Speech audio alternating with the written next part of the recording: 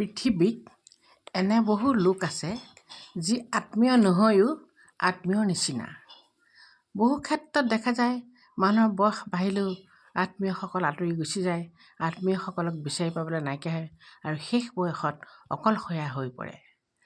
এজন মানুহ বৃদ্ধ অৱস্থাতো যেতিয়া অকলশৰীয়া হৈ যায়, তথাপিও ভগৱানে তেওঁৰ কাৰণে নিজৰ আত্মীয় নহ'লেও পৰৰ লোককে আত্মীয় কৰি ৰাখে।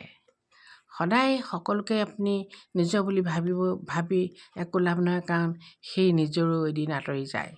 কিন্তু পৰকো যেতিয়া আপুনি কেতিয়াবা আপোন বুলি ভাবিব পাৰে, যদিহে তেওঁ আচাৰ ব্যৱহাৰ কথা বতৰা সঁচাকৈ সন্মানীয় হয় আৰু আপোনাৰ প্ৰতি উদাৰ মানসিকতা থাকে, আপুনি নিশ্চয় বুজি পাব যে সঁচাকৈ মানুহ পৃথিৱীত আছে। 10জন মানুহ হ'লেও পৃথিৱীত ভাল মানুহ আছে কাৰণেই পৃথিৱীখন আজি বাচি আছে। গতিকে মানুহে কেতিয়াও মানুহক বেয়া পাব নালাগে, অনাদৰ কৰিব নালাগে আৰু অতি পৰ হ'লেও আপোনাক যে ভাল ব্যৱহাৰ নকৰিব সেইটো আপুনি ভাবিব নালাগে। আশা কৰক সকলো মানুহেই ভাল মানুহ, সকলো মানুহৰ মাজতেই মানৱীয়তা আছে।